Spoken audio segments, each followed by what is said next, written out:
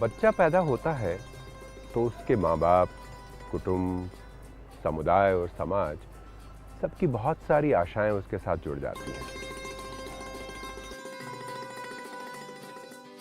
स्वस्थ होगा, लंबी आयु जिएगा, एक अच्छा बेटा, भाई, पिता, पति, दोस्त, सहकर्मी, मार्गदर्शक बनेगा, समाज को सुंदर और सुलझा हुआ बनाने में हाथ बटाएगा, होशियार, बुद्धिमान और ज्ञानी माना जाएगा, खुद भी सफल होगा, औरों को भी सफल बना सकेगा। हम सब की अपने बच्चों से इस तरह की आकांक्षाएं होती ही हैं। विज्ञान हमें बताता है कि बच्चा हमारे इन चाहे रास्तों पे कितना आगे बढ़ पाएगा, ये बहुत हद तक उसके जीवन के पहले 7-8 साल पर निर्भर है। हमारी परंपराएं तो बच्चे में बचपन में ही अच्छे अच्छे संस्कार डालने पे खूब जोर देती हैं।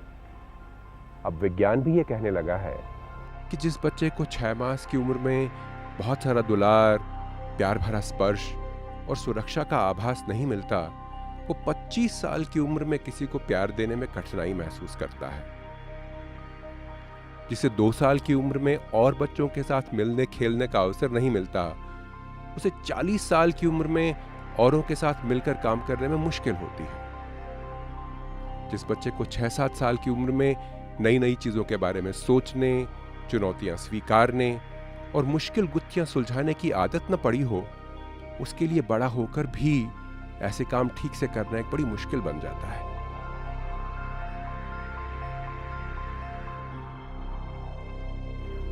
ऐसा क्यों होता है, इसकी बड़ी रोचक कहानी है। जन्म के समय बच्चे के दिमाग में लगभग 10,000 करोड़ छोटे छोटे कोष्ठ होते हैं। 10,000 करोड़। पूरी आकाश गंगा में लगभग इतने ही तारे हैं। इन्हें न्यूरॉन कहते हैं। जैसे जैसे नवजात बच्चे को नए नए अनुभव होते हैं, ये न्यूरॉन दूसरे न्यूरॉनों के साथ कड़ियां जोड़ने लगते हैं, जैसे एक दूसरे से हाथ मिला रहे हों। विज्ञान हमें बताता है कि बच्चा जो कुछ सीखता है, उसकी जानकारी इन्हीं कड़ियों में जमा हो जाती है। जो अनुभव बार बार होते हैं या ज्यादा गहरे होते हैं, उनकी कड़ियां खूब गहरा जाती हैं। और कड़ियां जितनी गहरी होती जाती हैं, बच्चे की उस चीज को समझने करने की क्षमता उतनी ही तेज होती जाती है। बार बार सुखद अनुभव होंगे तो सुखद चीजों को समझने करने की क्षमता बनती जाएगी। प्यार, प्रशंसा, सुरक्षा का अनुभव करेगा तो प्यार, प्रशंसा, सुरक्षा औरों तक पहुंचाने के काबिल बनेगा। बार बार गुत्थियां सुलझाने का अवसर मिला तो दिमाग में बन रही कड़ियां आत्मविश्वास का निर्माण करेंगी। जहां जहां दुखद अनुभव होंगे, वहां वैसी ही दृष्टि से संसार को देखने लगेगा। मार खाएगा और असुरक्षित महसूस करेगा तो दिमाग में बन रही कड़ियां संसार से अलग थलग रहने को प्रेरित करेंगी। अगर बड़ों से ज्यादातर गुस्सा ही देखा है तो गुस्सा करने की क्षमता भी बन सकती है और भाग जाने की प्रवृत्ति भी। और अगर अनुभव हुए ही नहीं तो कुछ सोचने, समझने, करने की शक्ति भी बहुत कमजोर, बहुत क्षीण होगी। ऐसे बच्चों में बड़े होकर आत्मविश्वास की भारी कमी हो तो क्या आश्चर्य हो सकता है। इसे एक और तरह से समझ सकते हैं। कोई भी अनुभव हो तो हमारे भीतर उस अनुभव से जुड़ा कोई नया ज्ञान बनता है, उस विषय के बारे में कोई नई जानकारी बनती है। अगर हमारे दिमाग को न्यूरॉनों से बनाया हुआ एक घड़ा माने तो यूं समझें कि हर अनुभव से ज्ञान रूपी अमृत की एक एक बूंद हमारे घड़े में पड़ती जाती है।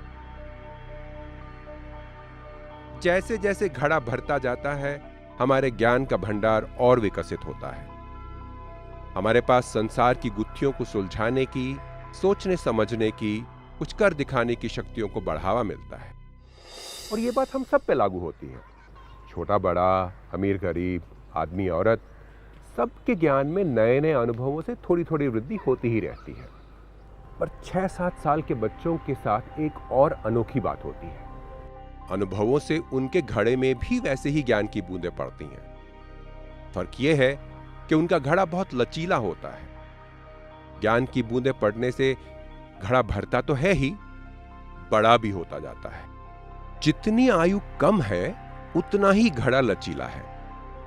2 साल की आयु में एक बूंद पड़ने से जितना फैलता है, 6 साल में उससे काफी कम फैलता है, और 10 साल में तो बहुत ही कम। छोटी उम्र में बहुत सारे सुखद अनुभव हुए तो घड़ा खूब फैलता है। बच्चे में बहुत सा ज्ञान बटोरने का सामर्थ्य बनता है। फिर जैसे जैसे बड़ा होता जाएगा, नए नए अनुभव ये विशाल घड़ा भरते जाएंगे। ज्ञान खूब बढ़ेगा, क्षमताएं खूब निखरेंगी, खुद सफल होगा, औरों को सफल बना पाएगा। छोटी उम्र में सही अनुभव नहीं मिले तो घड़ा छोटा रह जाएगा। बड़ी उम्र में नए नए अनुभवों से ज्ञान तो बढ़ेगा, पर घड़े में कुल कितना ज्ञान समा सकता है, इसका फैसला तो हो चुका। ये बच्चा आगे बढ़कर अपने और अपने कुटुंब, समाज और देश के लिए कितना हितकर बन सकेगा, इस सामर्थ्य का फैसला हो चुका। न्यूरॉनों के बीच की ये घड़ा बनाने वाली कड़ियां दिमाग के अलग अलग हिस्सों में अलग अलग उम्र में बनती गहराती हैं। जैसे भाषा समझने बोलने की कड़ियां यूं तो जन्म से ही शुरू हो जाती हैं, लेकिन 5-6 महीने की उम्र में इनमें खूब तेजी आ जाती है। 3-4 साल की उम्र तक ये यूं ही बड़ी तेजी से बनती रहती हैं और फिर धीरे धीरे कम होती जाती है। ऐसा होने के कारण बच्चे की भाषा सीखने, समझने, बोलने की शक्ति इसी समय में सबसे आसानी से बन सकती है।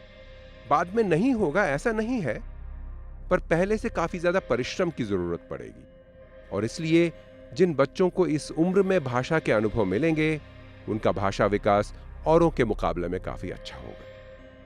यूं कहें कि भाषा से जुड़े अनुभवों के लिए इस उम्र में बच्चे की ग्रहणशीलता बहुत ज्यादा है, तो थोड़े से परिश्रम से भाषा सीखने की क्षमता का बहुत सा निर्माण हो जाता है। अलग अलग क्षमताओं के विकास के लिए यूं ही अलग अलग उम्र ज्यादा ग्रहणशील होती है। सुनने देखने की क्षमताएं पहले साल भर में बहुत तेजी से बढ़ती हैं और उसके बाद बहुत धीरे धीरे।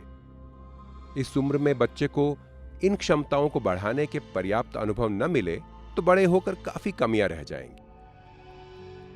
यूं ही बच्चे के जीवन में भावनाओं को समझने, व्यवस्थित करने और प्रभावी ढंग से काम में लाने की क्षमता पहले 3 साल में अच्छे अनुभवों से खूब बढ़ सकती है। अच्छी बुरी आदतें सीखने की क्षमता की नींव भी लगभग इसी उम्र में पड़ जाती है।